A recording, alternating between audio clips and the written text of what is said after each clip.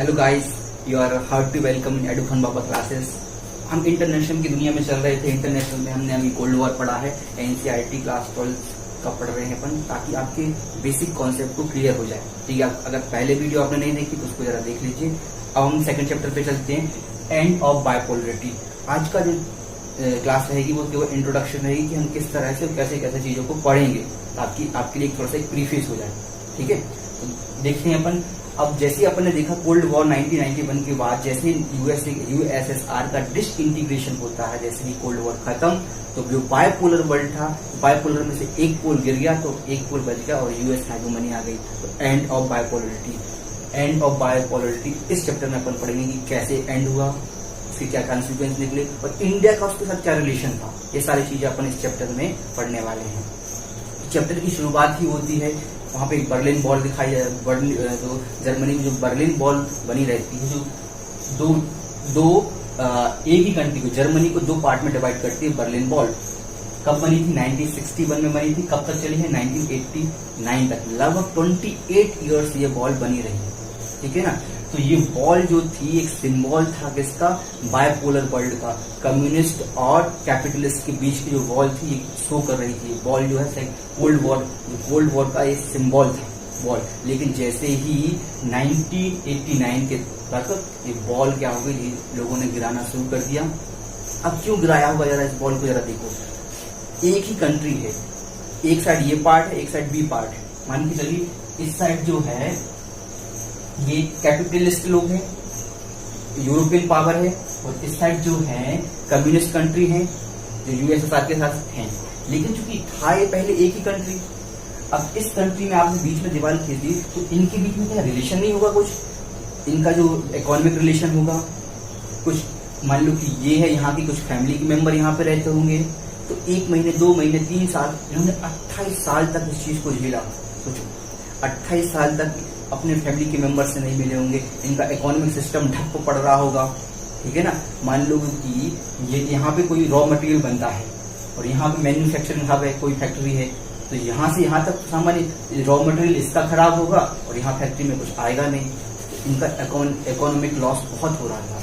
सबसे अच्छी चीज क्या है? आदमी आर्थिक लाभ किसने कहा था?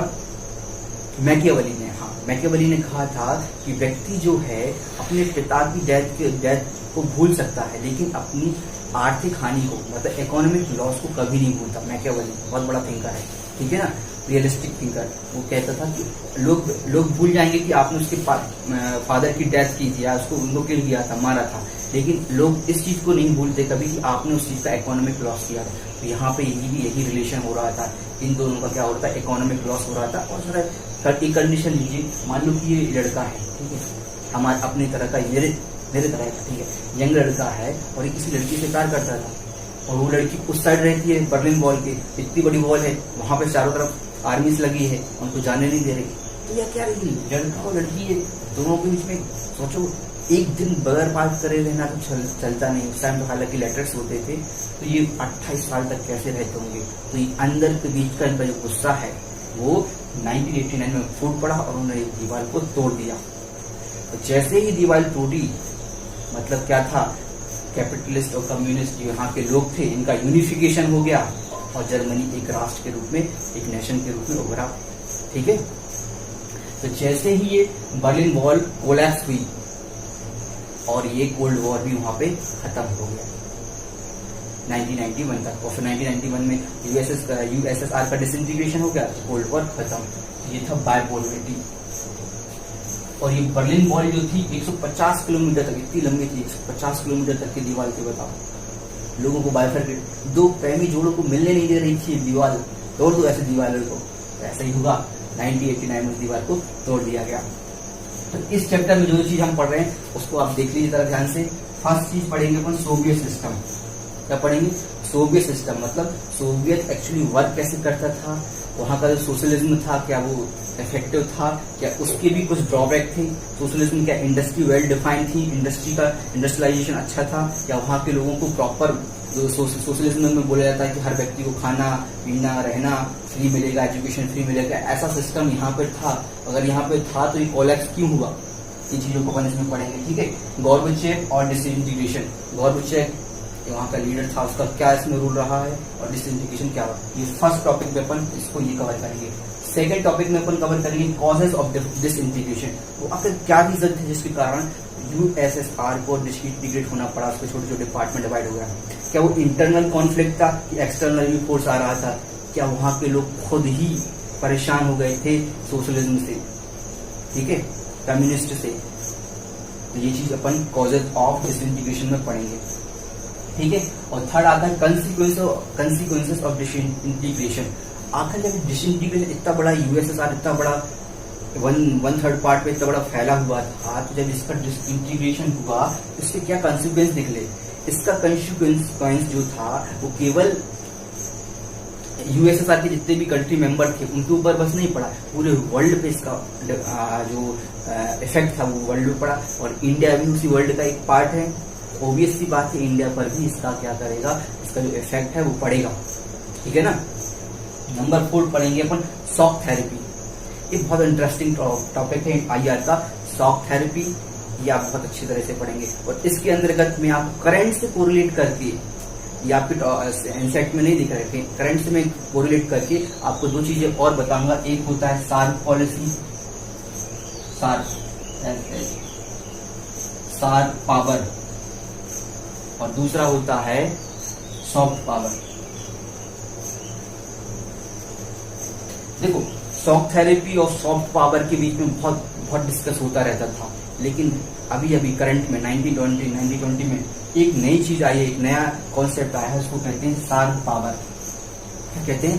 Sharp power. इस शार्प पावर में चाइना का रिलेशन है। ये पॉलिसी मैक्सिमम टाइम अभी चाइना यूज कर रहा है अपने नेबरिंग कंट्री के लिए। जितने भी वो कंट्री है उसके साथ उसका रिलेशन है वो शार्प पावर कर रहा है। मतलब एक तो होता है सॉफ्ट पावर, मतलब सॉफ्ट तरीके से अपना रिलेशन बिल्ड करना सामने वाली कंट्री से, और दूसरा होता है शार्प पावर। और ये मैं अभी नहीं बताऊंगा, जब मैं इस टॉपिक को पढ़ाऊंगा तभी बताऊंगा। बहुत अच्छा टॉपिक है, ठीक है। इन चीजों के बारे में आप डिस्कस कर, मैं आपको भी लॉलीपॉप खिला रहा हूँ, दिखा रहा हूँ, ताकि आपको थोड़ा सा इंटरेस्ट आ जाए। जैसे आप देख लोगे तो अगली वीडियो में आप उसको खा भी लेना है, ठीक है। ये क्या था? Shock therapy. और नंबर 5 है India and post communist country. India and post communist country मतलब जैसे जैसे कम्युनिस्ट सिस्टम यूएसएसआर में खत्म हुआ तो यूएसएसआर के जितने भी कंट्री मेंबर थे वो अलग अलग हुए, डिसइंटीग्रेट हुए, सारे अब फ्रीडम मिल गई उनको। और यूएसएसआर का जो मेन रूप बचा वो रशिया बचा, रूस इसको कहते हैं अपन, ठीक है।